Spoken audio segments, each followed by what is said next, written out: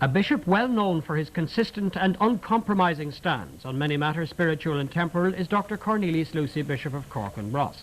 Dr. Lucey was born in 1902, reared and educated in Cork, and he's been its bishop for 25 years. Dr. Lucey's diocese includes not only the city of Cork, but a considerable rural hinterland, which he knows thoroughly and visits regularly. Here, his word, and it's usually a traditional and authoritarian word, is law.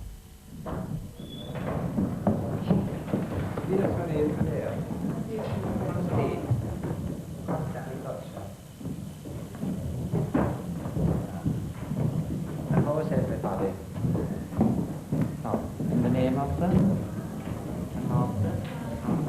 Holy Spirit, and O angel of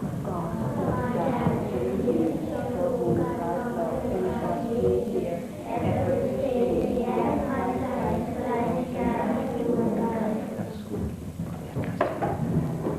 What's your name? John Red. And where are you from? You're goodbye. Are you very goodbye? Have your brother here? Where is he? I see. And what's your name? And how old are you? 7. Well, when will you be confirmed? You don't know. You have a lot to learn yet, won't you? Bishop Lucey's academic background, he was once a professor at Maynooth, has never been a barrier to his getting to know his flock. Through extensive visitations of the schools, he gets across a traditional brand of Catholicism as the best passport to heaven. The young he sees as the key to the future, but it's not nearly as certain as it was once that a questioning younger generation will accept Christianity of the Dr. Lucey mould. And what sacrament did you get if you were in danger of dying? 1966. They're not healthy? Sick. And what matrimony?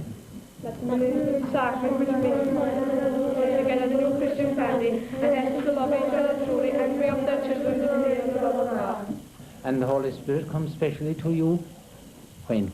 In confirmation. In confirmation. The Holy Spirit comes specially to you in confirmation. Dr. Lucey insists that basic rules and laws do not change, and he has very definite views about the kind of life people should lead and how our society should be run.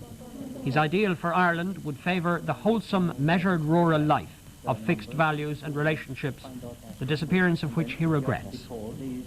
Well, yes, I think I do regret it, because I am not at all convinced that the country as it is at present is a happier place to live in, nor am I convinced that the people in it are happier because they're congregated in big cities and have all the modern conveniences of life. I'm not satisfied that they're anything happier for that than people who lived in, or who would live in rural conditions, and who would have much less of the external ways of enjoying themselves, but would be able, I think, to make their own amusements and to develop their own personalities, and to generally to have a culture of their own, as distinct from the culture that they get from the mass means of communication we have at the moment. People sentimentally talk about the simple life and the small farmer and the small business, but when it comes to actual planning, there's a tendency, rather, I think, to take the big man and give, well, by way of subsidization and so on, to give the big man the better chance. You've often criticised big combinations, Dr. Lucey. In modern economic theory, big production units are needed for maximum efficiency. So you seem to be running counter to modern economics. Well, perhaps I am, but then I don't think that we should run the world on what the economists think, and I don't think we should always go in for what is the cheapest and most effective way of doing things.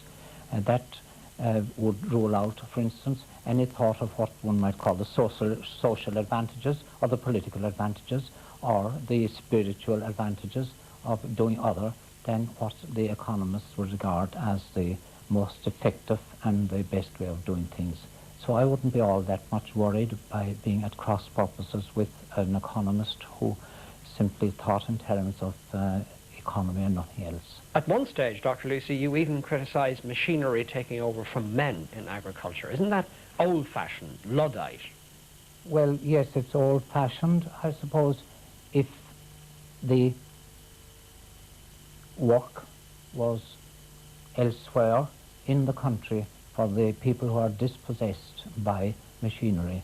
But it does seem to me a very strange thing to put men out of work, buy a machine here and send them over to England or elsewhere to make that machine.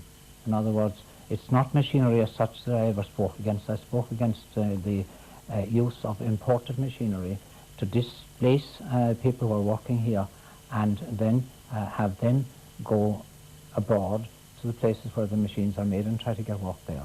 Dr. Lucey, you've spoken from time to time about centralisation and the perhaps excessive power of the centre and influence of the centre. As Bishop of Cork, do you feel that Dublin has too much power and too much centralisation? Well, I wonder if you mean Dublin as church place or Dublin as the state place? No, Dublin is a state place. Things have to be done there. Oh, well, naturally, we always think in Cork that we could do these things much better than they're done in Dublin. And very often we would too be able to do things. On the other hand, this is a small country, and centralisation is in the capital city is not in this such an appalling thing as it is in it would be in a much larger country. Do you think that there's a lack of communication both ways because so many things are done from Merrion Street? There is a lack of, possibly not so much of communication, because I think all sides know what the others have in mind, but there is the tendency on the part of those who are in, shall we say, Merrion Street, to do what is suggested by the civil service mainly, rather than, let us say, by the state ministers and so on. These move round. The civil servants, on the other hand, are static in as to place, and they have their ideas worked out over a length of time in whatever department they are, and they are not particularly prone to change these. Do you feel then, Dr. Lucey, that it's difficult for the ordinary man to get at these centres of quiet power? Oh, no, it is certainly very difficult for the ordinary man. He has no opportunity of getting through to the civil service, I should say, because the civil service is governed more by regulation than anything else, and he can get through all right to his local TD and to others. But by the time that is channeled onto headquarters, it has become very diluted, and then is generally an individual or a petty matter, whereas the people at headquarters are used to dealing with something big. You expect moral fibre in government leadership, Dr. Lucey. Have we had it? We expect moral fibre, and that is so, but that fibre is not of such a nature that it cannot show dints and cracks perhaps at times. Now, have we had it? I think I would say that the government has not, as often as one would expect, has not exerted its authority over different elements in the state, and I don't refer now to subversive elements. I refer to ordinary actions by groups. The government very often hasn't resisted pressure of that sort. It has given in to the pressure of a group, and one will see, you can read, that you're told sometimes that, well, there's an election coming up and therefore a budget is going to give certain easements or certain advantages to different groups, and it's plainly implied that there is a certain amount of vote buying that way, and it's also implied at times that certain groups can get their way because of their numbers and the advantage in voting will mean that the government, instead of thinking of the common good, is thinking perhaps of party advantage. Well, the democratic system has been criticised from that point of view many times. Would you feel then, Dr. Lucey, that in certain circumstances, as you once said, dictatorship of a certain kind might be better than what is sometimes a chaotic system? Well, I don't recollect having said it, but I have no doubt that I would have said it. I would think that a good dictator would be an excellent person to manage the country, but there are two great problems. One is to get a good dictator, and the second is to get rid of him when he is no longer a good dictator. The problem that is posed so often, I think, by dictatorships is not when they come into existence, but because they overstay their time, and above all by the vacuum and worse that is left when they finally disappear. Did you ever think we should have one here? Well, one gets all sorts of thoughts at all sorts of times, and there are a few people that I would have thought would have run this country excellently. Even under that kind of dictatorship system? Even under a system of dictatorship, yes? Even as a dictator, yes. Dr. Lucey, you feel the state should and must legislate for moral good in every field, and you believe then also that the church is the authority to judge what the moral good is in a particular case. Doesn't that add up to interference by the church in political matters? Well, I wouldn't quite go with what you have said at the beginning, that the state should intervene and legislate on moral matters. There are the world of things the state doesn't intervene in, and we wouldn't expect it to intervene in the matter, for instance, of telling lies, in the matter of there are 1,000 things that are sins, and that we never expect the state to make them crimes. Well, I'm thinking of censorship now, for instance, for an example. Well, censorship would be a matter of censoring publications, shall we say, or the likes, which tend to take young people especially at a disadvantage, and that just as there are regulations to prevent unclean food, or as there are regulations to prevent poison and so on being available easily, the same should hold, I think, for what one might call dirty reading or dirty literature, or for things that soil the mind. But you might have a secular state, Dr. Lucey, which wouldn't agree with you about what things should be banned. Censorship, for instance. Well, I would expect if we had a secular state, that the secular state would reflect the wishes of the people. And if it reflected the wishes of the Catholic people, then it would certainly legislate in accordance with Catholic principles.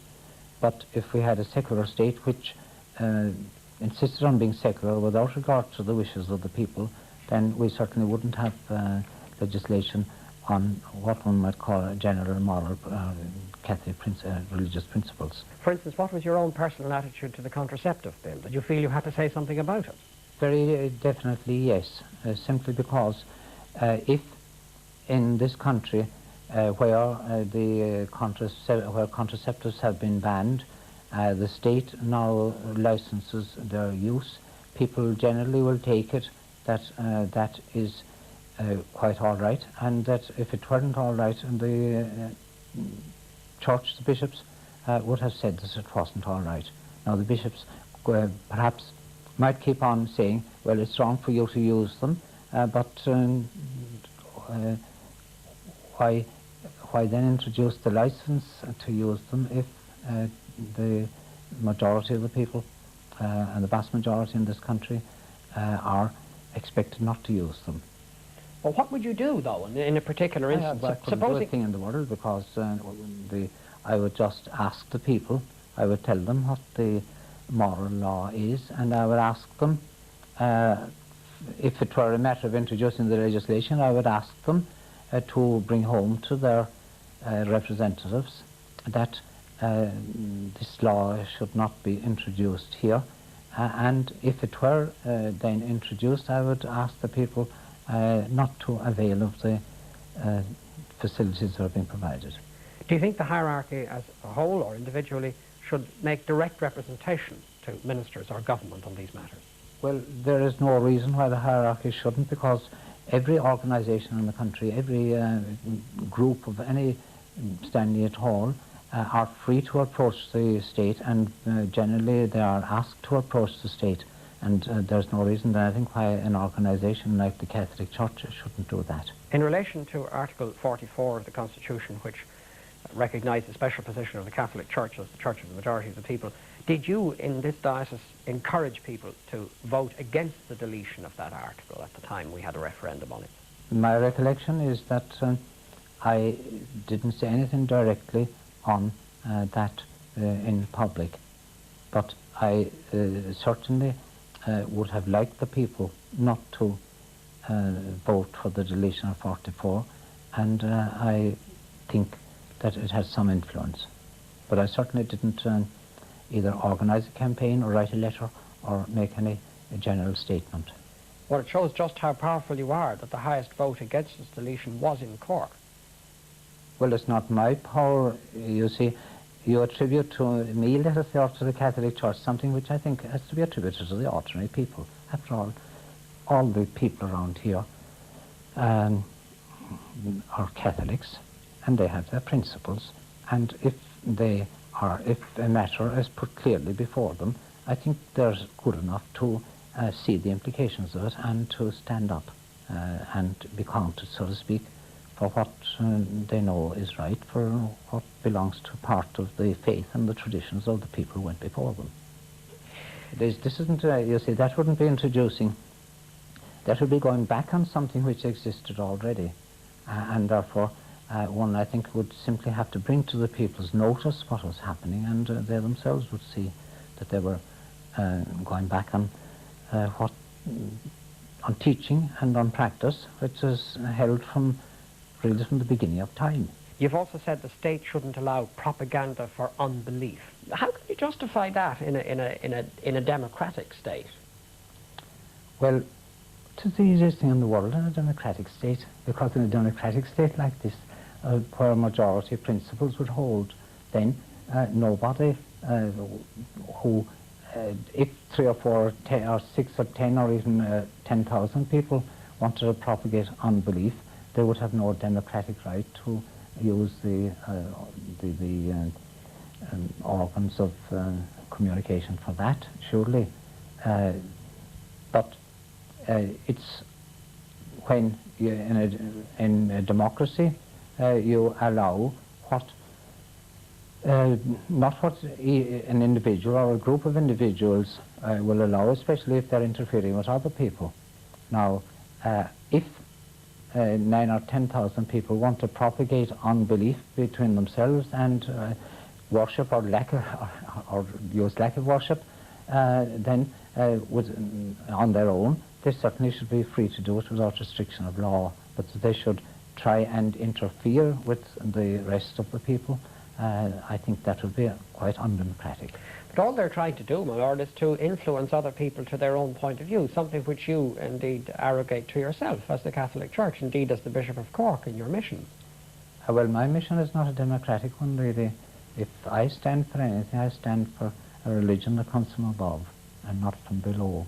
And consequently, that it's not by our religion is not made up by what the majority of the people think. It's made up by what Christ laid down. His church should hold to and should carry on, so that I would not regard myself as entitled to interfere with, shall I say, pagans or any other form of believers on democratic principles, so much as on the fact that Christ said to the apostles and to those who come after him that they were to go and preach to all nations, and after all, if he is God, then it is for him to say what the people belonging to him should and should not be told. You said that the Church's teaching on certain matters, such as contraception, is for not just for Catholics, but for everybody. But wouldn't that militate against our making common cause with our Protestant neighbours in the north? Well, I suppose one thing I would say in regard to using an issue like that, one of the things we were told is that our Protestant neighbours in the north would be terribly impressed once we had removed Article 44. They don't seem to be all that much impressed by it. Then secondly, when you speak of contraceptives, that is a particular issue which, according to the vast majority of mankind, is not a Christian issue at all. It's an issue of general natural law. And these are totally different things. It's just something like telling lies, or one of the things that are universally recognized as wrong. We're heading towards a pluralist society, even in the Republic, of different religions or none. Do you welcome that? As a bishop, no, I can't, because to me the ideal is that all should be Catholics. And if I said, no, I want to have people divided up into as many religions as possible so that we'll have a pluralistic society, I'm going against all my principles. It's another thing to accept that we have different groups in a state, and then we have de facto a pluralistic society and we live with it. But it's not the ideal, to me at any rate, as far as religion is concerned. There's only one religion, there's only one true religion, and there's no use in holding that, and at the same time saying, but we want a plurality of religions. Would you be prepared to see and to accept legislation allowing civil divorce and contraception with which you don't agree as a price along the road towards unity with the North? Well, if there was a price, there would have to be an agreement between a buyer and a seller, and I've got no indication from people in the North that they are prepared to join on with us here in the 26 counties if we introduce divorce and contraception and all the rest.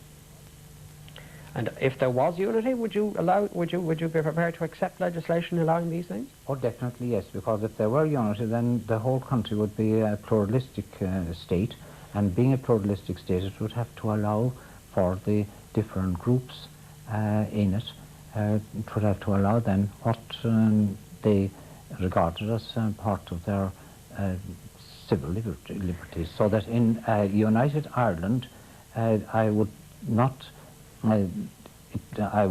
think that legislation would have to be in accordance with Catholic principles in the way that it has to be in accordance, I think, with Catholic principles when it is dealing with a community which is practically 100% Catholic. Dr. Lucey, can I ask you now in a much larger canvas?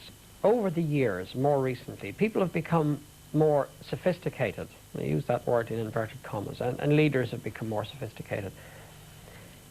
Do you think that people need the shepherd of the flock that a bishop was one time? Do you think they need him as much? Do you think they pay as much heed to you now as they did? Do they need to pay, or do they actually pay? Do they pay as much heed to you now as they once did, or to any bishop? I don't know really. That I can't say. Do they need to? They don't need to pay heed to the things that I say to them that are matters of faith and morals. But I do think that that people have to be reminded continuously of both their religion and of the commandments, and that it's precisely the duty of a bishop and of priests and of the church to do that, and that the people need that just as they need to be reminded of, let us say, road safety regulations. They need to be reminded of 100 or 1,000 other things, and we speak of continuing education for them given by the people who are the expert in that line. Now surely the same should hold for their religion and for moral. And unless you accept the authority of the church and then of the local representative of the church there, well, you're in another religion altogether.